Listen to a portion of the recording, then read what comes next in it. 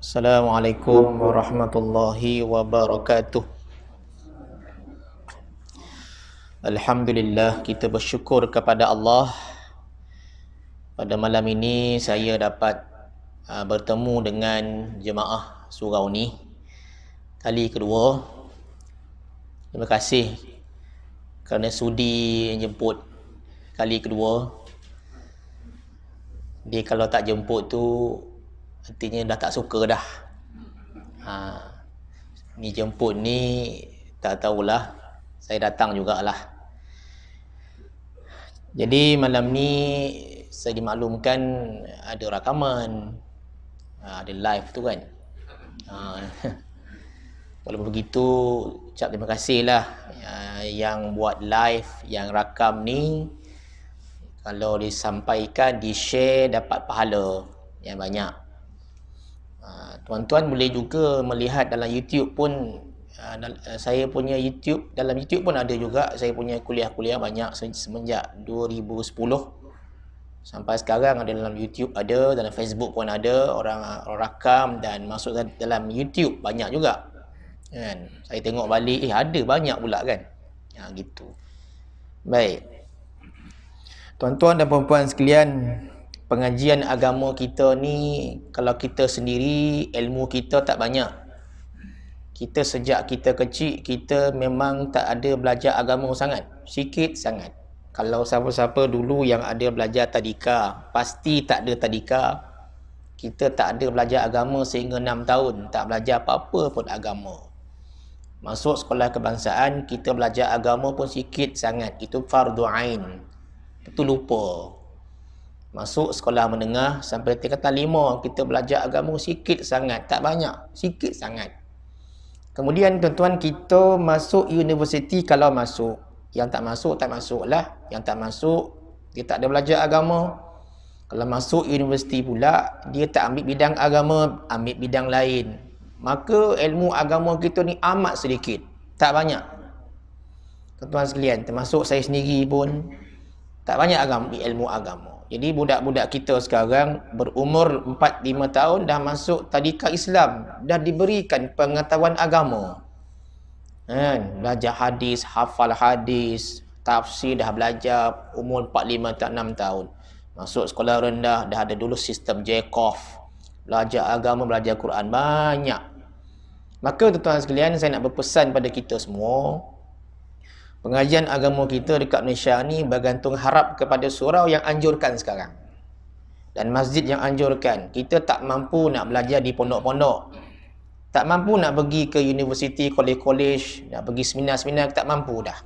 Maka di Selangor ni banyak surau masjid menganjurkan pengajian agama, memberi peluang kepada kita yang dulu kita meninggalkan pengajian agama. Itu sebabnya bila ada pengajian agama yang dianjurkan oleh pihak surau, datanglah. Kerana tuan-tuan sekalian, saya nak beritahu pada malam ini, kalaupun kita tak dapat ilmu tu malam ni, tetapi kita dapat barakah. Apa barakah? Barakah ni paling penting dalam hidup kita. Erti barakah ialah bertambah kebaikan. Tuan-tuan datang majlis ini, tuan-tuan mesti ingat, di atas sana tu malaikat, namanya malaikat sayyarah, malaikat yang beredar di atas sana, mencari mana-mana yang ada pengajian agama, mereka akan turun beramai-ramai. Dah turun dah ni. Dicari sampai surau tu tak ada pengajian agama, dia tak turun. Sampai masjid tu, tak ada kuliah lah, dia tak turun. Sampai ke surau ni, dia tengok, ada pengajian agama, maka dia turun. Apa dia buat? Dia merendahkan sayap dia. Tuan-tuan, kemudian semua nama yang ada dalam pengajian pada malam ini, saya nak sebut tuan-tuan sekalian, akan diangkat bertemu Allah Ta'ala malam ni juga. Allah akan tengok semua senarai ini, ikhlas tak ikhlas, okey tak okey, dia tengok juga. Kalau tak ikhlas, tak dapat pahala. Mesti ikhlas nak datang pengajian agama, maka malaikat sebut, ambil nama-nama termasuk yang memberi ni, angkat bertemu Allah Ta'ala. Allah tengok semua ikhlas. Allah kata kepada malaikat, ampunkan dosa mereka yang datang pada malam ini untuk mengaji agama. Tuan-tuan sekalian, kemudian segala sesiapa yang datang majlis ini, Allah Ta'ala akan beri keberkatan. Apa dia tuan-tuan sekalian? Tuan-tuan hidup tenang, Tuan-tuan bahagia, tuan-tuan hidup dalam keadaan yang aman, duit tak pernah putus, anak tak pernah sakit, kereta tak pernah rosak mungkin. Itu barakah lah tu. Kan? Walaupun kita tak kaya, tapi Allah bagi itu.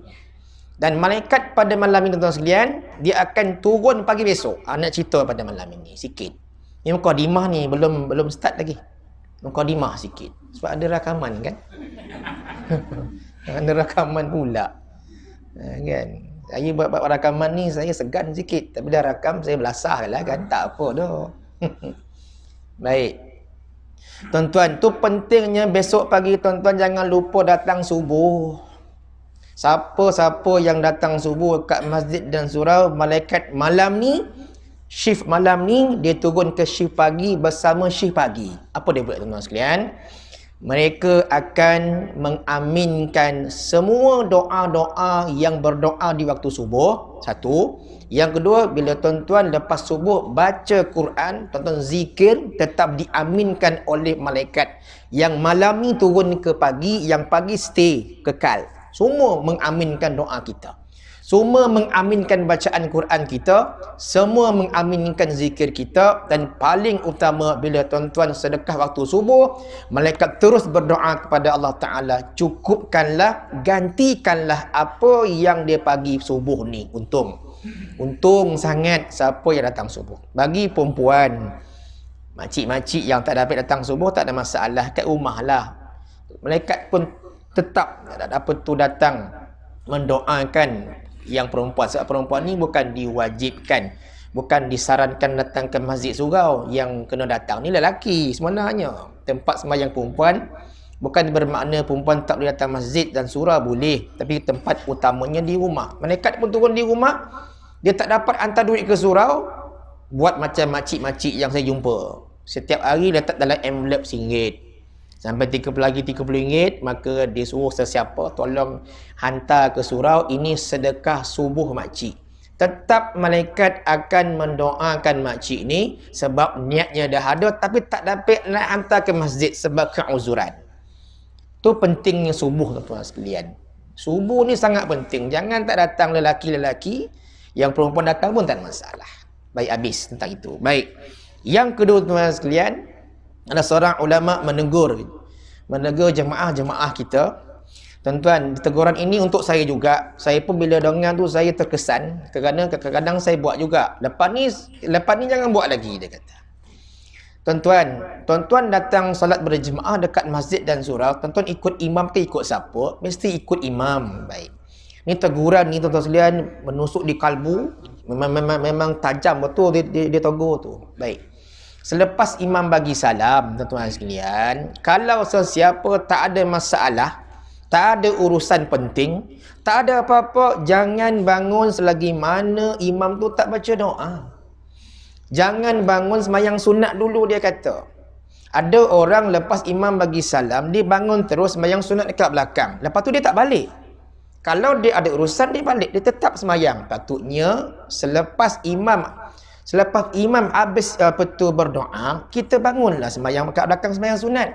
Kenapa kita dalam keadaan yang kelam kabut nak sembahyang sunat sedangkan kita tak balik pun? Melainkan kita nak balik. Bila ada keuzuran, memang nak capek, nak balik sebab sakit perut. Kita penat sangat bekerja, nak balik rehat tak tahan. Balik nak jaga suami atau isteri yang sakit. Itu keuzuran. Hantar anak tuition. Itu memang ada masalah. Ni tak ada masalah langsung tuan-tuan sekalian. Ni tegur ulama. Sebab apa dia kata macam tu? Sebab ikutlah apa yang imam tu wirid. Dan paling penting, ini paling penting tuan-tuan sekalian, saya memang bila dia tegur tu memang kena ambil iktibar. Bila dia doa, ini penting ya. Bila dia doa, kita tak pasti dalam kalangan kita ni manakah amin ataupun doa yang diangkat oleh Tuhan. Mungkin imam tu doa, Allah tak angkat doa dia, tapi Allah angkat sebahagian daripada jemaah kita yang mengaminkan doa imam. Seorang, contoh Cikgu Zul kan, contoh ya, saya ingat Cikgu Zul ya. Yang lain saya tak ingat mana kan. Cikgu Zul, amin, amin. Allah Ta'ala angkat doa Cikgu Zul, semua mendapat manfaat, semua dapat. Itu penting dalam jemaah kita. Kalau kita doa seorang-seorang, belum tentu diangkat. Kita belakang, seorang-seorang doa seorang-seorang, belum tentu diangkat. Itu sebab bila dalam jemaah, kita mengaminkan doa imam, kecuali kita doa seorang-seorang di mana-mana. Doa dalam kereta, pasti seorang-seorang, takkan nak cari imam pula kan? Kan, dekat rumah, doa seorang-seorang. Kita bertawakallah kepada Allah. Dia tegur tuan sekalian, lepas ni kalau tak ada apa masalah, tak usah bangunlah, wiridlah. Paling mudah pun wirid tu istighfar 3 kali, Allahumma antas salam. Lepas tu kita baca ayat kursi. Dan Nabi tak pernah tinggal wirid ni. Wirid apa yang Nabi tak pernah tinggal tu? Subhanallah 33, Alhamdulillah 33, Allahu Akbar 33. Patutnya zikir itulah yang patut kita buat lepas solat. Jangan terus bangun. Ini langsung istighfar tak ada, bangun tarawih. Maknanya nak pergi mana ni? Kan, habis sembahyang cuba duduk sekejap, istighfar 3 kali. Sebab apa istighfar 3 kali? Istighfar 3 kali lepas sembahyang tak sama istighfar di tempat lain. Kenapa istighfar lepas sembahyang kena buat? Sebab dalam sembahyang tadi kita banyak dosa dengan Allah. Kita mungkin Allahu Akbar teringat kunci lah, teringat nak makan lah, teringat dengan orang ni lah. Maka kita minta ampun pada Allah 3 kali tu. Ya Allah, minta ampun ya Allah, tadi sembahyang tak apa-apa bunyi dah. Ya Allah, aku sembahyang tadi teringat kunci lah. Ya Allah, banyak dosa dalam sembahyang. Istighfar 3 kali. Ada balik tahu ya. Kan? Itu teguran.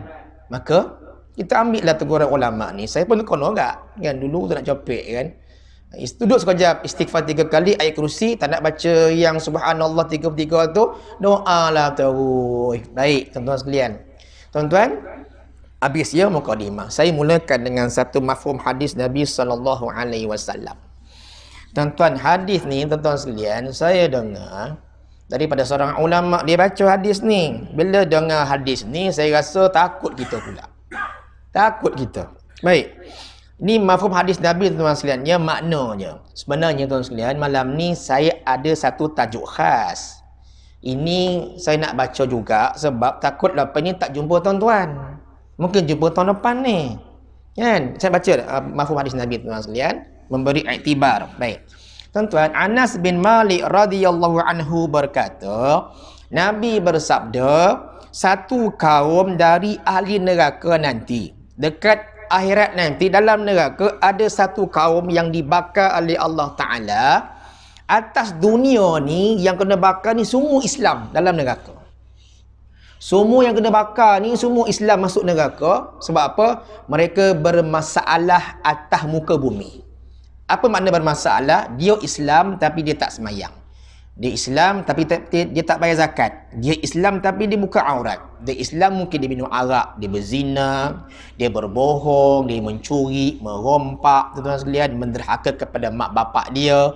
Dia masuk neraka, kata Nabi. Cukup time diazab, kata Nabi. Maksud dia cukup, apa makna cukup time? Cukup masa diazab, beribu-ribu tahun dibakar, direndam, dipukul habis, tuan sekalian, selama beribu-ribu tahun. Akhirnya, kata Nabi, orang-orang Islam yang bermasalah ni, tuan sekalian, Allah panggil masuk syurga. Tu dia. Panggil masuk syurga. Sebab apa, tuan sekalian? Sebab dia mati dalam Islam. Sebab dia mati dalam Islam. Dia tak syirik kepada Allah. Dia Islam tapi banyak berdosa. Sebelum bertaubat mati, maka masuk neraka. Tuan-tuan dan perempuan, makcik-makcik sekalian, orang yang paling terkejut di atas peristiwa ni, yang pertama sekali orang kafir. Dia paling terkejut apabila sahabat-sahabat dia ni Islam yang sama-sama dibakar dengan orang kafir. Tuan-tuan sekalian, tiba-tiba dia tengok, kenapa geng kita Islam ni masuk neraka sedangkan kita tak masuk? Dia terkejut, tuan-tuan sekalian. Dia tengok, maka Allah pun jawab.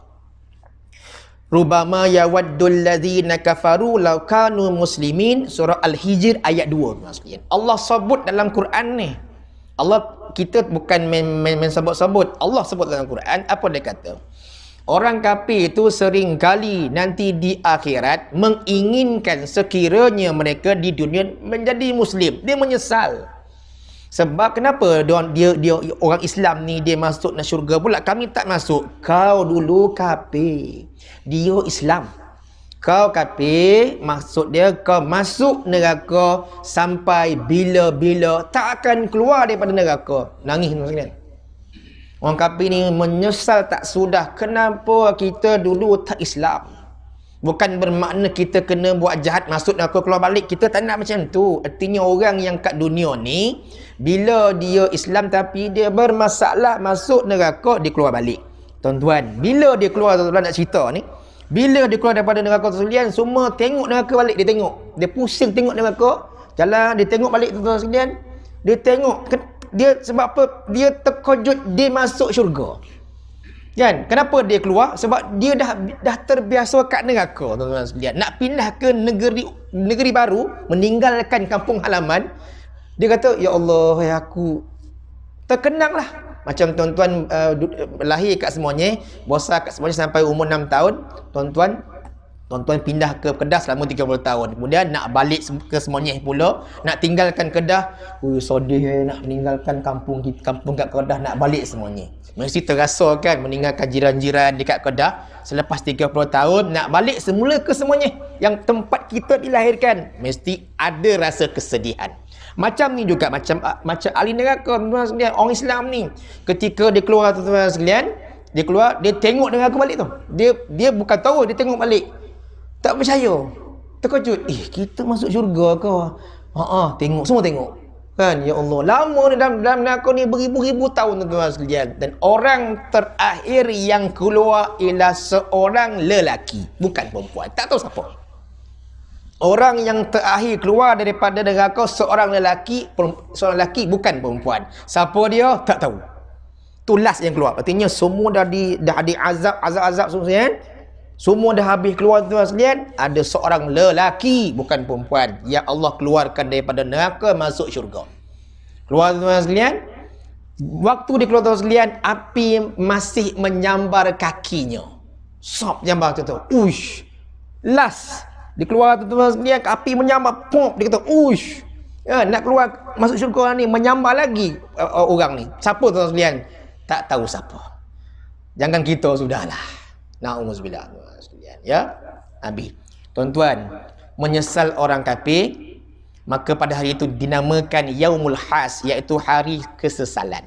Okey, kemudian orang nombor 2 yang menyesal, pemimpin-pemimpin di atas muka bumi, sebab tak amanah, menyesal habis. Yang ketiga, para alim ulama menyesal kerana ada yang masuk neraka, tuan sekalian. Ada hadis tuan sekalian. Orang ni, ulama ni masuk neraka, tuan sekalian, bersama pengikut-pengikut dia. Kan, dia pegang kayu, tuan, dia pusing dalam neraka. Pusing. Dalam api neraka tu ada kayu tu, ada bosi dipegang. Pusing kan, terjumpa pengikut-pengikut dia. Ini orang, ini dulu syekh ni yang ajar kita agak surau contoh kan. Na'udzubillah lah kan. Kenapa nak masuk neraka lah ni? Kan, kalau kami tak apalah, kami dosa banyak, takkanlah dia masuk neraka. Dia yang berceramah itu. Dia yang cakap pasal agama. Dia yang cakap pasal benda-benda baik, masuk neraka pula. Bersebab aku dulu pandai bercakap atas pentas, kata ulama ni, kata orang ni. Aku suka cakap benda-benda baik pada masyarakat, tapi aku tak buat. Aku cakap je pandai, aku tak buat. Lebih teruk lagi, aku buat benda tak baik lagi. Dia kata, oh patutlah tuan-tuan sekalian takut duduk atas ni, tuan-tuan. Saya takut duduk atas ni sebenarnya. Tapi orang dah panggil, lah. Macam mana? Saya bimbang, tuan sekalian. Balik istighfar, atas moto istighfar. Ya Allah, ampunkan dosaku tadi, ya Allah. Atas moto je istighfar saya. Habis kuliah mesti istighfar banyak-banyak. Sebab kata seorang ulama, sesiapa yang menyampaikan kuliah agama, lepas habis kuliah istighfar banyak-banyak, dia kata. Balik istighfar. Ya Allah, ampunkan dosaku. Tuan-tuan pun sama juga. Alikkan istighfar. Mana tahu tengah-tengah tuan-tuan dengar saya ni, hati ni menyampah dengan saya. Mana tahu? Tak suka ustaz ni. Dia dengar agak. Tak suka. Cara dengar tu macam ni. Kan? Dengar agak tapi bonci tu. Dengar agak lah. Cara dengar tu macam menyakitkan hati penceramah. Tengok atas lah dia. Kan? Kita pun terasa tak? Tapi kali ni semua tak macam tu, togak macam ni kan? Nasib baik ada dinding. Kalau dinding tak ada, payah kita ni kan? Dinding tu boleh menyandar gitu kan? Tu ulama tu sekalian. Kemudian lepas tu, Ibu bapa pula menyesal sebab tak didik anak dengan baik. Anak ditinggalkan tak solat. Anak ditinggalkan tak pandai baca Quran. Menyesal mak ayah. Tuan-tuan jaga ya. Sebelum tuan-tuan mati, pastikan anak-anak tu dah semayang tau. Dan boleh baca Quran. Cukuplah. Ketiga, akhlak baik sikit jadilah. Nak harap akhlak baik betul pun susah. 3 jaga. Semayang tak pernah tinggal. Quran baca, akhlak baik. Cukuplah. Kalau dia tu tak pandai benar pun tak apa. Tonton tinggalkan ni cukup dulu.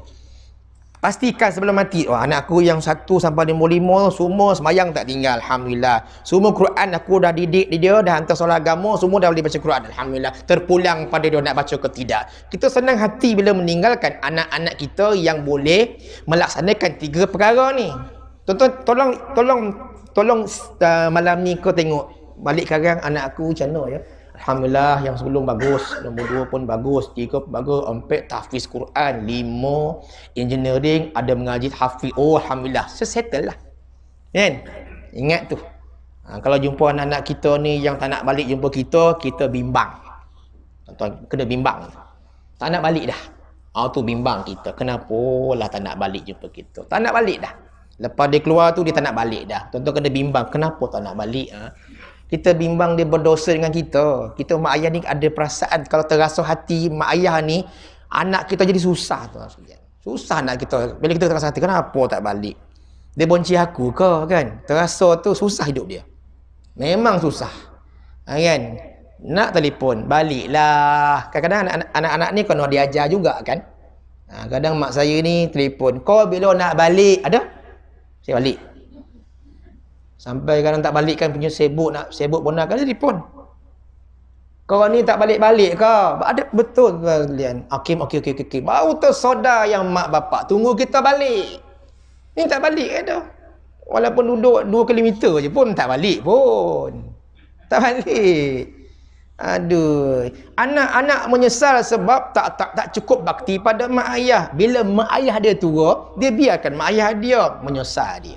Dia sebab makin tua mak ayah kita, makin anak tu patut menyantuni mak ayah kita. Dia dah tak larat dah. Ni buat tak tahu ya. Tak nak balik, tak nak hantar pergi klinik, tak nak beli ubat dia.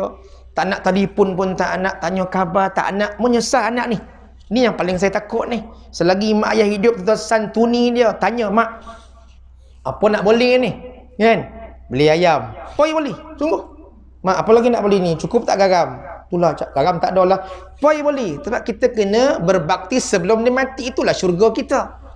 Kan? Takut kita ni. Sebab kita bila dah sonang ni, terlupa mak ayah. Padahal mak ayah ni menyengolahkan kita sampai jadi profesor.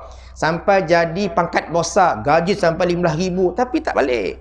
Sibuk manjang, tak tahulah. Alasan sibuk ni saya tak terima lah. Kecuali yang kerja shift. Kecuali yang kerja 24 jam tu, itu saya tak kira. Ini yang jenis memang free je. Malihlah balik dah. Kan balik kan banyak cerita lah. Kan balik kan kena hulu duit lah pula. Macam-macam cerita kan. Leceh. Saya takut lah bab ni. Walaupun kita ni dah umur macam ni mak bapak umur 69-70, kita pun umur 60, ayah 90. Ni yang takut ni. Anak 65, ayah 95. Ni bergaduh kerja. Dua-dua dah tua dah. Dua-dua gaduh. Nanti bimbang saya tu kan. Baik. Tuan-tuan, kemudian suami dia menyesal sebab tak tunai tanggungjawab pada isteri dia. Kemudian isteri menyesal sebab tak tunai taat pada suaminya. Semua menyesal, termasuk orang yang tak solat, menyesal tak solat. Tak baca Quran, menyesal tak baca Quran. Menyesal tak sedekah, menyesal tak istighfar. Semua menyesal, tuan-tuan sekalian. Habis ya. Itu hadis yang saya baca untuk beri perhatian pada kita. Jangan kita jadi orang menyesal di hari akhirat. Pukul apa dah? Oh iya. Tuan sampai 8.30 boleh tak? Boleh ya? Boleh ya? Baik. Saya tengok tuan-tuan ni macam nak makan saya nampak. Takutlah kita jadi. Relax lah. Jangan stres. Relax lah kan tuan sekalian. Saya suka jumpa orang kampung kita kan. Baik. Tuan-tuan, hadis ni tuan-tuan sekalian tentang amalan Nabi. Tuan-tuan, lepas ni buatlah. Kadang saya tak dapat buat dah sebab saya muda. Payah nak buat. Betul saya kata. Hadis ni saya bagi tahu orang tua yang boleh buat. Orang muda payah, saya kata. Percayalah. Tapi bila saya tanya orang tua di taman saya tu, ramai tak boleh buat juga. Tidur ya macam mana? Kan? Baik. An Aisyah radhiyallahu anha. Siapa ni? Aisyah. Aisyah ni isteri Nabi yang tak ada anak. Tuan-tuan mesti ingat. Dia kahwin dengan Nabi umur 9 tahun. Ketika Nabi wafat, umur dia 18 tahun. Tak ada anak. Tapi apakah rezeki dia? Rezeki dia walaupun anak tak ada, rezeki dia kahwin dengan Nabi. Itu rezeki dia. Berbanding dengan Siti Maryam. Siti Maryam, suami tak ada, anak pula ada. Tuan-tuan sekalian, rezeki dia pula. Orang heran waktu tu. Betul ke ni? Siti Maryam ni ada anak lah deh. Suami tak ada, lahir bawah pokok. Tuan-tuan, macam mana nak jawab masyarakat? Tu rezeki dia tu. Suami tak ada, anak ada. Siapa anak dia? Nabi Isa alaihissalam. Macam mana jawab? Maka Allah Ta'ala bagi kepada Nabi Isa, baby tu dia boleh bercakap bagi tahu ini emak aku ni lahirkan aku tanpa ayah. Memang terkejut semua. Kan? Allah Ta'ala bagi rezeki kepada Siti Maryam tanpa ayah ada baby. Jangan sekarang. Tak boleh. Sekarang jangan. Kenapa ada pokok dalam ni? Ayah tak ada. Jangan. Tak boleh dah. Hanya Siti Maryam saja radhiyallahu anha yang macam tu. Tu rezeki dia lah. Rezeki kita bermacam-macam. Redha je lah. Baik. Anna Nabiyya sallallahu alaihi wasallam kana yakumu minal lail hatta tatafattara qadamah. Fakultu lahu. Tuan-tuan, ini perbualan antara isteri Nabi dan suaminya. Maknanya kalau tuan-tuan berbual dengan suami isteri dapat pahala. Besar pahala dia. Sebab bila Siti Aisyah tanya Nabi, Nabi jawab. Bila isteri tanya suami, suami tak jawab, tak kena ni. Isteri tanya, bang, apa dia? Saya nak tanya boleh tak? Tak payah tanyalah. Jam. Kan? Tak boleh, tuan-tuan sekalian. Isteri kita ni kadang-kadang dia balik nak tanya, meluahkan perasaan. Kita dengarlah elok-elok, lepas tu kita jawab balik. Fakultu lahu lima tasna'u hadha ya Rasulullah. Dia tanya, lima tasna'u hadha ya Rasulullah wa qad ghafarallahu laka ma taqaddama min zambika wa ma ta'akhkhar. Dia tanya Nabi. Dia tanya suaminya. Qala, ni jawapan Nabi kepada Siti Aisyah. Afala uhibbu an akuna abdan syakura. Jawapan inilah yang patut ada pada saya, yang patut ada pada semua dalam surau ni. Tuan-tuan, macam faham makna nampak ni? Makna faham ke? Saya pun tak faham dah. Ada makna. Bukan pandai sangat pun. Baca ini. Nampak gaya tu macam faham warna angguk tu. Tak apa. Saya baca makna ni ya. Tu deh. Daripada Aisyah radhiyallahu anha berkata bahawasanya Rasulullah sallallahu alaihi wasallam selalu beribadat di waktu malam sehingga bengkak kedua kakinya. Tuan-tuan, bangun Siti Aisyah tengok suami sembahyang malam. Tahajud lah ni. Kan saya kata, saya dah terapik buat dah sebab saya muda. Tahajud ni orang muda tak payah nak buat. Dia banyak masalah. Tidur pukul 2 boleh. Fikir kojo lah dia. Tak dapik bangun pukul 3. Orang yang berumur, yang dah pencen, dah tak ada masalah. Dia tidur pukul 10, bangun pukul 3. Memang. Makcik-makcik pun sama. Bangun tidur pukul 10, bangun pukul 2. Senang aja. Orang muda, aduh, payah tuan, payah. Tuan-tuan, Siti Aisyah tengok kaki Nabi bongkak tau. Tuan-tuan, hanya Nabi saja yang bangun malam kaki bongkak. Yang lain tak ada. Ini saja. Maka saya pun berkata kepadanya, kenapa ya Rasulullah kau beribadat sampai jadi begini? Kenapa bongkak kakinya? Kan?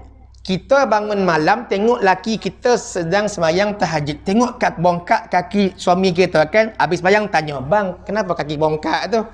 Gout. Tak apa. Tak apa. Itu tak apa. Itu jawapan standard. Gout. Okey. Ataupun, kenapa kaki bongkak ni bang? Malam tadi main futsal terlanggar dek kaki orang bongkak. Ataupun naik basikal malam-malam terjatuh bongkak. Itu tak apa. Tak boleh kata kenapa kaki bongkak. Jawapan Nabi lain macam. Kan? Ya Rasulullah, kenapa kau beribadat sampai jadi begini? Kakinya bongkak, tuan-tuan sekalian. Sedangkan ini jawapan, ini Siti Aisyah dia bagi tahu. Sedangkan Allah Ta'ala telah mengampuni dosamu yang terdahulu dan dosamu yang terkemudian. Kenapa sampai jadi begini? Kan? Sebab Nabi dosa tak ada. Tuan-tuan, lalu Nabi jawab. Ni jawapan Nabi. Jawapan Nabi ni tuan-tuan sekalian patut ada pada kita. Sila Ustaz Suhaimi. Sahabat lama saya ni. Ada lah dia. Takutlah ceramah ni ada Ustaz Usaimi ni. Tak jadi ceramah lah macam ni. Orang bosan KPM-nya memang. Takut kita. Tak apalah. Okey ya. Tuan-tuan, Nabi jawab apa tuan-tuan sekalian? Ni jawapan Nabi pada isteri dia. Dia kata apa? Bukankah lebih elok afala uhibbu an akuna abdan syakura? Ni jawapan dia. Jawapan dia paling bagus. Bukankah lebih elok kalau aku menjadi seorang hamba yang banyak bersyukur? Makna apa tuan-tuan sekalian? Nabi buat amalan sunat-sunat ni sebab dia banyak berterima kasih kepada Allah yang banyak bagi nikmat. Walaupun Nabi ni hidup dia susah. Tuan-tuan, saya nak cerita sikit Nabi hidup susah. Nabi hidup susah tapi Nabi tetap buat ibadat. Antaranya tuan-tuan sekalian, rumah Nabi tak besar kecil je. Kalau tidur kaki bertemu kaki tuan-tuan sekalian. Okey, dan Nabi pernah selama 3 bulan dia tak makan, dapur tak berasap. Ada hadis dia. 3 bulan ada anak buah Aisyah tanya, wahai makcik, 3 bulan tak makan ni apa yang kamu makan ni? Dia tanya kepada Aisyah. Nabi pernah 3 bulan tak makan apa-apa kecuali 2 ni yang Nabi makan selama 3 bulan. Wahai anak saudaraku, selama 3 bulan ni dapur kami tak berasap. Hanya kami bila tak ada apa-apa makan, kami hanya makan buah tamar dengan air sejuk sahaja. Kecuali apabila ada orang Ansar datang bagi kami kambing, baru kami makan benda yang bagus. Susah tuan-tuan, susah. 9 rumah zaman Nabi tu. Kenapa 9? Nabi isteri 9 rumah, semua tak ada makanan. Susah tuan-tuan sekalian. Nabi boleh doa je, minta makanan hebat-hebat. Macam Ibrahim Din tiup saksofon tu kan, pom keluar kan, boleh ya. Tapi Nabi tak minta macam tu. Tapi dalam keadaan Nabi susah tuan-tuan sekalian, Nabi tetap bersyukur kepada Allah dengan melaksanakan amalan sunat, antaranya bangun malam sampai bongkak kakinya. Dan Nabi pernah pergi masjid tuan-tuan sekalian jadi imam. Nabi selagi dia hidup zaman tu, orang tak akan jadi imam kecuali sahabat yang paling rapat, bapa mertua dia, iaitu Abu Bakar As-Siddiq, duduk belakang. Kan bila Nabi nak wafat tuan sekalian, imam tak ada, Abu Bakar jadi imam. Dia tengok Nabi keluar tak pada rumah, dia tak keluar. Dia takkan jadi imam sebab Nabi ada. Dia menghormati Nabi sebagai imam. Macam kita lah, ada imam satu, kita masuk imam ada, jangan. Tukar topi kita, imam ada. Imam tu jangan, dia bacaan bagus kita. Kita takkan jadi imam bila ada imam satu. Imam 2 ada, kita tak jadi imam. Imam 3 ada, imam 3 pergi langkawi, baru boleh jadi imam. Baru boleh. Tak ada dah. Imam tak ada lah, engkau lah naik. Tuan-tuan, Nabi tuan-tuan sekalian jadi imam tuan-tuan sekalian. Sahabat ni tuan-tuan sekalian belakang tu adalah Abu Bakar Siddiq tuan-tuan sekalian. Dia apabila Nabi jadi imam tuan-tuan sekalian, satu hari tu berbunyi di perutnya apabila Nabi rokok. Berbunyi kat perut. Berbunyi dekat perut dia tu. Nabi iktidal, sujud, bunyi. Bunyi tuan-tuan sekalian. Habis sembahyang tuan-tuan sekalian. Sahabat belakang tanya. Yang tanya mestilah sahabat Nabi. Ya Rasulullah, ketika sembahyang tadi kami mendengar satu bunyi ya Rasulullah. Bunyi apa tu kat perut tu? Tak ada apa. Nabi tak nak susahkan orang lah. Nabi tak cakap pun. Ya Rasulullah, apa bunyi tu? Tak ada apa. Abu Bakar ni dia nak tahu juga apa yang berlaku dekat perut Nabi ni. Maka Nabi pun angkat bajunya tuan-tuan sekalian. Maka dekat perut Nabi tu ada 3 ketul batu yang Nabi ikat tuan-tuan sekalian. Sebab apa? Sebab Nabi tak ada makan. Nabi tak makan tuan-tuan sekalian. Dan kadang lapar tu Nabi ikat batu supaya perut dia tu jadi tak lapar. Menangis tuan-tuan sahabat-sahabat Nabi tuan-tuan. Ya Allah, balik Abu Bakar tuan-tuan sekalian, pergi jumpa isteri dia, Ummur Ruman. Ummur Ruman ni isteri Abu Bakar bagi tahu. Dia bagi tahu menantu dia tak makan. Rasulullah menantu dia tak makan. Ya Allah, tuan-tuan susah Nabi tuan-tuan sekalian. Maka Nabi tetap buat sembahyang sunat kerana bersyukur kepada Allah Subhanahu wa taala. Muslimin muslimat sekalian. Tuan-tuan, bengkak kaki Nabi ni adalah mukjizat Nabi. Mukjizat. Tuan-tuan takkan boleh ikut Nabi, tak boleh. Maka ulama bagi tahu ada dua sebab kenapa bengkak kaki Nabi bila dia bangun malam. Dua sebab ni. Pertama apa? Pertama, bengkak kaki Nabi, dia solat tu sampai tu tak boleh bayang tu sekalian. Nabi semayang bengkak kaki dia, ya Allah. Kita takkan bengkak kaki. Kita bengkak hati ada. Bengkak hati ni bila imam baca panjang, bengkaknya hati kita. Ya Allah, imam panjang betul lah, copek. Mesti hati tu bongkak. Ya Allah, panjanglah pula. Lepas tu tayat akhir pula tak bagi salam dah deh. Ya Allah, lamanya bongkak. Hati jadi bongkak. Mesti bongkak kan. Lama betul lah imam ni. Itu bukan bongkak kaki, bongkak hatinya. Tuan-tuan, dua sebab. Pertama, kata ulama, iaitu bengkak kaki Nabi tanda khusyuknya Nabi yang mendalam bertemu Tuhan. Khusyuk sangat. Maka tuan-tuan sekalian, ada perubatan sebut tubuh yang rindu pada Allah, tuan-tuan sekalian, akan menghasilkan hormon ketenangan. Ada seorang pakar perubatan sebut mana-mana orang yang bila beribadat ni dia betul-betul rindu dengan Allah Ta'ala, rindu sungguh, dia semayang betul-betul, tuan-tuan sekalian, dia menghasilkan hormon ketenangan, dia kata. Ini yang pertama. Maknanya kalau kita sembahyang khusyuk, tuan-tuan sekalian, memang tenang, tuan-tuan. Sungguh saya kata. Sembahyang kat rumah ke, sembahyang kat surau ke, sembahyang betul-betul lagi ada aircon kan. Saya suka sembahyang dalam aircon ni. Memang tenang sikit lah. Sebab dia tak panis. Memang syok dalam aircon, tuan-tuan sekalian. Kalau sembahyang dalam keadaan panis, menggaru saja kan. Panis lah kan, ambil kan. So, kita tenangkan imam pula steady, standard. Tak laju, tak lambat. Kan, lepas tu dia baca pun perlahan, kita seronok kan, tenang kita. Sebab imamlah punca jemaah kelang kabut, imamlah punca jemaah tenang. Imam ni bukan senang-senang. Kalau dia laju, makmum laju, kelang kabut semua. Kelang kabut. Sini alhamdulillah tenang je tadi. Relax je. Kan, saya suka. Qul ya ayyuhal kafirun. Tak apa. Kita tenang, relax. Jangan marah. Jangan bongkak hati, jangan. Oh, relax. Jangan relax. Jangan laju, relax. Allahu akbar, subhan. Ya Allah, tenangnya. Kalau imam laju, Allahu akbar, subhanallah. Subhanallah liman hamidah. Rabbana Allahu akbar, subhanallah. Subhanallah rabbil fil hamd wa ya Allah, kita kat belakang kelang kabut kita. Imam ni nak pergi mana ni? Nak terkontut ke?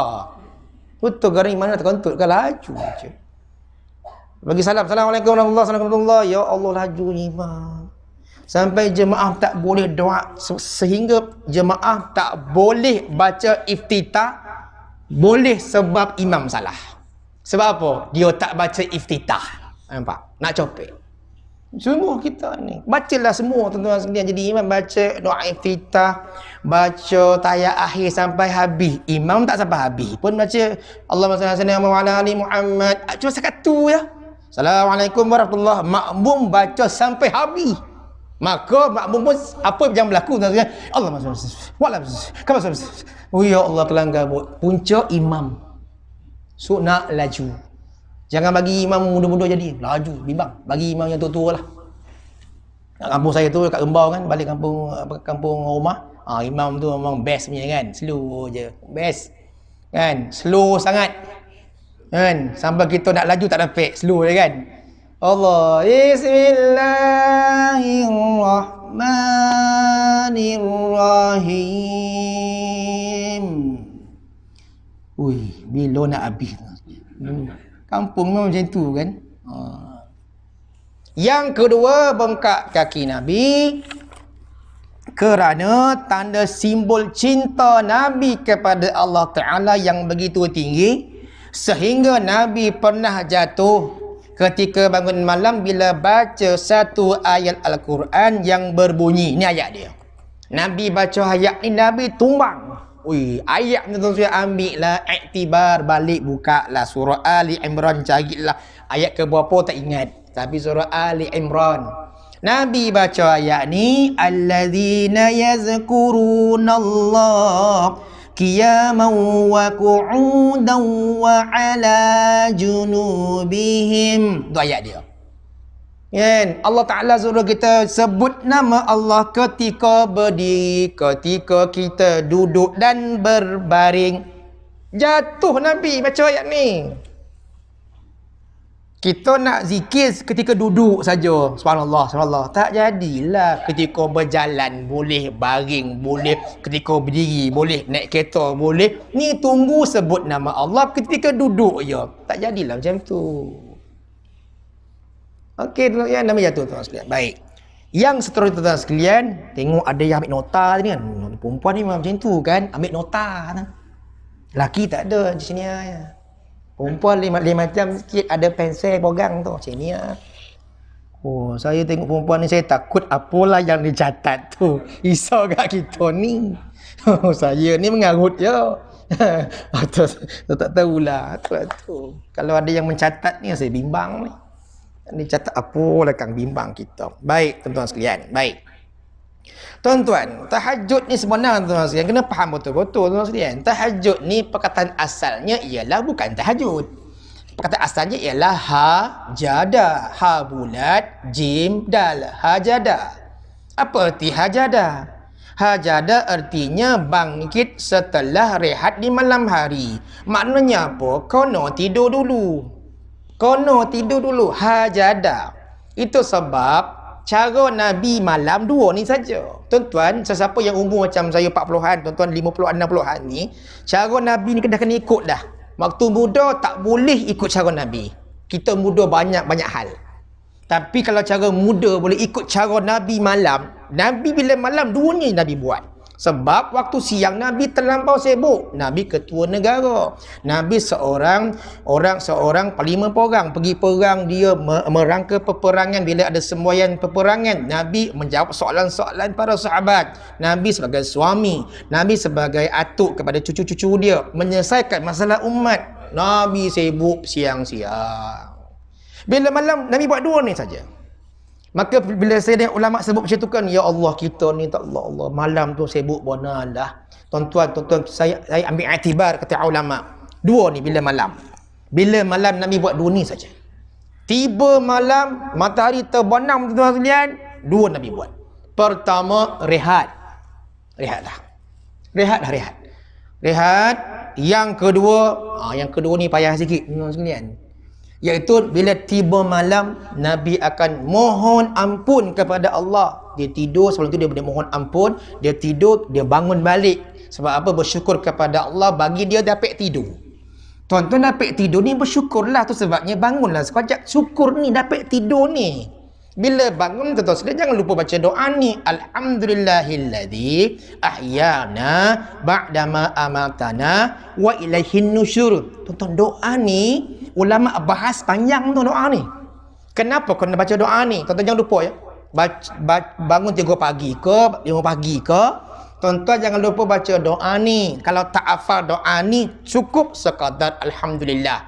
Sangat berterima kasih kepada Allah Ta'ala. Tapi makna besar dia, kalau tuan-tuan baca doa lepas bangun tidur, tak pukul 3 bangun. Alhamdulillahilladzi ahyana ba'dama amatana wa ilaihin nusyur. Bukan baca macam saya, bukan. Itu saya lagukan saja.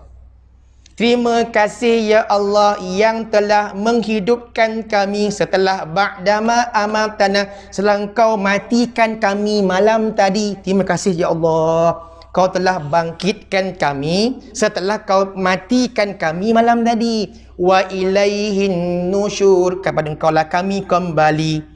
Ya terima kasih ya Allah, Kau bangunkan aku balik, Kau tidak mati terus, tak sampai bertaubat. Tuan-tuan, apa erti dia? Artinya semalam kita buat dosa, pagi ni Allah bangkit balik untuk apa kata ulama? Untuk perbaiki yang semalam punya yang jahat-jahat ni. Itu sebab baca alhamdulillahilladzi, terima kasih ya Allah. Kau malam tadi Kau matikan aku ya sekejap, 5 jam Kau mati, tak sedar langsung. Pencuri masuk pun tak sedar sungguh. Allah jaga kita, rumah tak masuk sebab Allah jaga sebab kita baca doa sebelum tidur. Apa doa dia tuan-tuan sekalian? Bukan doa. Ulama sebut nak tidur ni kena baca ayat kursi. Saya telah diajak oleh seorang ulama, saya bukanlah duduk dengan dia, tapi dia sebut sebelum nak tidur ni jangan lupa baca ayat kursi. Satu. Yang kedua, dia sebut sungguh-sungguh ni. Amalan sebelum tidur ni ramai yang tak buat, dia kata. Ramai yang tidur begitu je. Dia kata apa? Dia pesan pada semua orang, dia kata. Tak kira siapa lah, saya bila dengar tu, ya Allah, aku banyak tak buat lah, sibuk . Pertama sekali dia kata, jangan lupa baca ayat kursi. Yang kedua, baca 3 kul. Yang ketiga, tuan-tuan sekalian, ini paling penting kata dia. Kerana nombor 3 ni, siapa yang boleh baca nombor 3 ni, bila dia nak mati, dia boleh sebut benda ni. Ui, saya dengar tu, ya Allah. Jangan lupa dia kata. Sebab kita nak tidur tu namanya pra kematian. Kalau mati tahu, habislah. Tuan-tuan, ambil lah amalan ulama sebut ni. Pertama, tuan-tuan nak tidur, lawan syaitan, baca ayat kursi. Duduk sekejap atas katil tu, ayat kursi baca. Baca tahu ayat kursi. 3 kul tahu kan? Qul wahad sampai yang An-Nas tu. Yang ketiga apa dia sebut? Sebutlah kalimah la ilaha illallah sebelum tidur, dia kata. Paling banyak ke 100 ke 10 bacalah. Kerana apa? Kerana bila nak mati besok, kerana kamu dah standby. Dah standby baca nak tidur, sebab tidur ni mati sementara, maka Allah akan pilih kamu bila nak mati besok boleh menyebut kalimah la ilaha illallah. Tuan-tuan sekalian, bukan senang nak buat ni. Lepas tu apa dia kata? Dia kata yang nombor 4 inilah ramai tak buat. Sangat susah, cakap pun tak boleh, susah nak buat. Tanyalah siapa pun. Apa dia? Syaitan tak suka kita buat nombor 4 ni. Dia paling tak suka. Kalau tuan-tuan buat kan, dia tak dapat bersama kita. Apa dia? Mengambil air semayang sesempurna mungkin. Allah Ta'ala beri jaminan bila siapa ambil wuduk nak tidur, tuan-tuan sekalian, malaikat akan jaga kiri kanan tau, tuan-tuan sekalian. Dia jaga kita sampai subuh tau. Dia tak, malaikat jaga, syaitan tak boleh. Syaitan tak boleh, tuan-tuan. Tak boleh nak cover. Dan tuan-tuan sekalian, orang yang tidur tanpa wuduk, tuan-tuan sekalian, dia punya ruh ketika tidur, tuan-tuan sekalian, dia tidak diangkat di bawah arsy Allah Subhanahu Wa Taala. Yang tak wuduk, dia kata ulama. Kan, wuduk, ruh dia tidur tu dibawa, letak bawah arsy Allah Subhanahu Wa Taala. Siapa yang tidur berwuduk ni? Tapi nak buat senang ke? Ui, tuan-tuan, susah, tuan-tuan sekalian. Memang susah. Percayalah cakap saya. Susah. Yang perempuan ke, laki ke, nak pergi ambil wuduk ni, ya Allah, boleh. Tunggu, saya kata. Melainkan yang dah biasa kan, nak tidur lah, pergi ambil wuduk. Duduk sekejap, ayat kursi jangan lupa. 3 kul, lepas tu tiup. Sampai bernafas. Dan sapu tompek yang sampai sahaja. Tak sampai jangan kita nak paksa-paksa. Lepas tu la ilaha illallah 10 kali atau 100, lepas tu tidur. Ya, tidur. Dengan niat, ya Allah, kejutkan aku pukul 3. Allah kejut pukul 3 semua. Allah kejut pukul 3. Ni masalah hajadah. Bangkit setelah rehat di malam hari. Tetapi bila tambah ta di hadapan, adakah namanya tahajah? Tak boleh sebut tahajah dah. Mula-mula hajadah kan, bila dalam bahasa Arab, bila diletak ta di hadapan, dia tak sebut tahajah. Dia sebut tahajud. Ta depan, tahajud. Apa arti tahajud? Tak sama yang pertama hajadah tadi. Tahajud artinya usaha bangun sungguh-sungguh. Usaha bangun sungguh untuk apa? Untuk buat apa saja benda-benda baik, bangun. Usaha sungguh-sungguh. Ada yang bangun tahajud, usaha bangun, tuan-tuan sekalian. Ada yang pergi koncing sahaja, ada mungkin, tapi tak semayang. Betul? Ada yang bangun tengok bola, tapi tak semayang. Tahajud juga, tapi dia hanya tengok bola. Ataupun bangun pergi ambil air dekat kawi, minum, lepas tu tidur balik. Tu tahajud. Iaitu usaha bangun dah. Tapi itulah, bila bangun tu tidak juga semayang. Tetapi bila tahajud, jim itu ada sabdu. Yang ni yang disebut tahajud. Ni yang susah nak buat. Tahajud. Bila disebut tahajud, jim tu ada sabdu tahajud. Apa arti dia? Tadi usaha bangun, ini kerja koreh bangun sungguh. Memang susah. Kerja koreh bangun. Apa dia tuan sekalian? Ni paling susah sekali. Bangun, Nak pergi ambil air semayang, inilah yang paling mencabar. Itu nama tahajud. Kan? Tuan-tuan kalau dapat ambil air wuduk kan tuan-tuan lihat, Allah, satu kejayaan yang besar. Memang pukul 3 pagi tuan-tuan, ya Allah, bukan senang. Saya sebut betul bangun malam ni. Sebab bangun malam tuan-tuan sekalian bukan sebarang hamba Allah. Ya Allah mampu. Ya Allah pilih. Yang mampu je ya Allah pilih. Tak mampu Allah tak pilih. Ni tak mampu ni. Tak payahlah. Tak bangun kita kan. Okey. Itu akhirnya tahajud. Dia usaha bangun tuan-tuan sekalian, buang air, ambil wuduk. Terbaik. Bangun tahajud, minum air kowe tuan-tuan sekalian, ambil wuduk. Tahajud. Ataupun bangun, terbangun tuan-tuan sekalian, pergi cari handset mana, pop tengok dulu, okey, ambil wuduk, semayang. Itu nama tahajud, iaitu dia bangun kerja korek untuk melaksanakan ibadah di tengah malam. Tuan-tuan, sebelum saya tutup, dah 8.30 dah janji ni, dah lebih. Tak boleh lama-lama tu. Tuan-tuan, sebelum saya tutup, bagi mereka-mereka yang tak dapat bangun malam macam saya, kan, nak sebut ni, dia ada banyak jalan penyelesaian. Kata ulama ada jalan penyelesaian. Okey. Pertama apa? Sesiapa yang tak boleh bangun tahajud, ingat ya, tak boleh bangun. Susah benar tuan sekalian. Tak boleh bangun. Tapi kena ingat, solat sunat yang afdal selepas semayang fardu ialah solat tahajud. Ingat, kena pegang kuat-kuat. Oh, paling utama tahajud baik. Tetapi tak semua orang boleh bangun di tengah malam. Ingat. Maka kata ulama, sesiapa yang tak boleh bangun macam saya ni, macam tuan-tuan tak, saya memang bangunlah. Tuan-tuan sekalian, dia kata apa? Gantikan solat tahajud itu dengan apa saja amalan sembahyang sunat yang lain yang kita mampu buat. Pilihlah mana yang boleh buat. Ustaz, saya boleh sembahyang sunat tahiyatul masjid saja. Jalan. Saya boleh rawatib saja. Buat. Saya sembahyang duha tak pernah tinggal ustaz. Buat. Tahajud tak boleh buat. Duha buat. Ustaz, saya witir je boleh buat. Witir pun witir lah. Ustaz, saya boleh buat sembahyang sunat wuduk je. Sunat wuduk ni pun bukan sunat nak buat, tapi saya buat ustaz. Seorang yang ambil wuduk ni kadang-kadang dia suka sembahyang sunat wuduk pun bagus. Pilihlah mana yang boleh kita buat. Jangan tinggal semua. Baik. Kata ulama, semua sembahyang sunat pun tak boleh buat. Ni ada yang ketiga. Tahajud tak boleh, duha sibuk sangat, sembahyang apa lagi? Tahiyatul masjid pun tak nak buat, masuk masjid duduk tarawih malas, tak apalah. Buat macam mana kan? Tak boleh kata dia tu tak bagus. Kita jangan nilai macam tu. Sembahyang tasbih tak pernah buat, sembahyang hajat malas, semua tak nak. Ada satu last. Ni jenis manusia yang hanya sembahyang fardu saja, sembahyang sunat tak jaga. Bukan tak jaga, dia tak nak. Mungkin dia tak ada kemampuan. Baik, macam ni. Tuan-tuan, ini juga motivasi pada saya seorang lah. Bila ulama cakap macam tu kan, saya bila dengar ulama ni sebut, saya sangat motivasi. Apa dia? Macam ni. Kalau siapa yang tidur malam, dia kata, terjaga 3 pagi, terjaga macam ni, terjaga.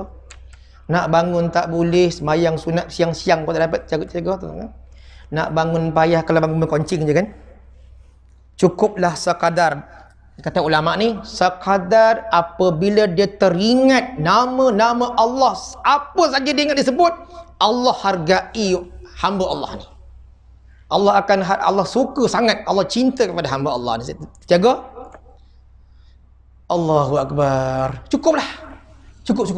Maknanya Allah hargai, ya Allah, dia bangun, dia tidur ni, dia bangun, dia tak sebut nama leha, tidak. Tak sebut nama leha. Dia tak sebut mana handset abang, tak sebut dah. Tok. Subhanallah, cukuplah. Waktu tu dia balik. Tak apa. Betul. La haula wala. Tapi tuan-tuan sekalian, nak sebut tu senang tak? Tak teringat. Tak teringat. Apatah lagi kalau dia bangun subhanallah. Togak. Nabi ajar, tuan-tuan, Nabi ajar tuan-tuan sekalian, bila tidur malam, mata tertutup, nak buka payah. Nabi ajar macam ni tuan-tuan sekalian. Ini juga saya buat jugalah. Sebab apabila ulama sebut macam tu, Nabi buat, tuan-tuan, bila kita tidur malam, kita mata tertutup. Bila terbuka, Nabi ajar supaya ambil tapak tangan. Kita buka, buat macam ni. Tu. Ni Nabi ajar ni. Mata yang merah dia takkan terus jadi putih. Sebab apa? Kita tidur. Buat sini. Tuan-tuan boleh cuba malam ni. Okey, pukul 3 bangun buat sini ya. Tuan-tuan lepas tu tak tidur sampai subuh. Sampai malam kang tak tidur tu. Hebat tuan-tuan sekalian. Subuh. Betul tuan sekalian. Tapi kalau tidur pukul 2 boleh, bangun pukul 3 tak dapat tu. Tak dapat macam tu. Dia tidur pukul 1 boleh, pukul 10. Tidur pukul 2 boleh, balik main futsal, jam tak dapat dah. Malam kayu basikal, balik pukul 1, bangun pukul 2, tak boleh. Memang jam. Malam tuan-tuan sekalian, panjat bukit turun, tidur pukul 1, bangun pukul 2, payah. Buat macam mana pun tak dapat dah. Yang Nabi ajar, tidurlah kamu di waktu malam. Malam tu jangan tidur lewat sangat. Bila bangun Nabi ajar, tuan-tuan sekalian terjaga kan, alhamdulillah. Buka tu ni. Tuan-tuan, pop, mata yang merah akan menjadi putih. Nampak? Syarat dia, tidur dulu. Jangan buat sekarang. Tak boleh dah. Kalau tuan-tuan buat sekarang, mata yang putih menjadi merah. Percayalah. Itu saya kata. Tuan-tuan buatlah malam sekarang. Saya bagi tahu je ni. Tak nak buat tak apa. Kan? Ini orang simbah tahu. Pun tak betul. Rosak mata. Buat sini. Okey? Itu solution yang terakhir. Akhir tuan-tuan sekalian. Sebagai kesimpulan, tuan-tuan sekalian, terima kasih banyak-banyaklah kerana sudi mendengar celoteh saya yang tak apa-apa ni lah. Tak ada apa pun. Sikit-sikit je. Ya, saya mohon kemaafan. Ini adalah satu amalan Nabi yang hebat. Tuan-tuan boleh bangun, tak boleh bangun hari-hari. Pilihlah waktu yang senang bangun bila malam Sabtu, malam Ahad atau malam Jumaat. Tak ada pay ustaz malam Jumaat dah. Payah, tak apa. Malam Isnin, seminggu sekali ataupun sebulan sekali, bangunlah, bangun malam. Sebab tuan-tuan sekalian, doa orang bangun malam, bak kata ulama, seperti sihamul lail, anak panah malam. Apa arti sihamul lail? Anak panah, tuan-tuan, anak panah ni, tuan-tuan bila ambil panah tu, tuan-tuan tarik, okey, tuan lopeh kan? Macam itulah doa di waktu malam. Tuan-tuan doa macam itulah yang kata ulama, sihamul lail, anak panah malam. Terus direct pada Allah Ta'ala. Dia kalau orang lain tidur, tuan-tuan minta lah. Bagi orang yang ramai anak, ada 12 anak ni tuan, ya Allah, bagaimana ya Allah anakku, ya Allah. Bagi mereka yang masalah keuangan, ya Allah minta lah malam-malam. Sesiapa yang banyak masalah tuan sekalian bangun malam. Sungguh kita minta, ya Allah, anak ramai, ya anak 2 boleh, ya Allah. Ya Allah, macam mana, ya Allah, minta tolong kan, ya Allah, duit dah tak ada, ya Allah, ya Allah. Minta pula, ya Allah, aku ni minta pada Allah Ta'ala, ya Allah, bini aku, ya Allah, hari-hari membebel, ya Allah, macam mana nak buat ni, ya Allah, macam mana, minta pada Allah. So, akhirnya isteri kita tak bebel sebab kita minta pada malam hari. Sihamul lail, siham anak panah, lail malam. Sebab apa? Malam tu semuanya tidur. Itu maknanya waktu yang tenang. Waktu siang, waktu yang memang tu hot time, memang semua sumber doa.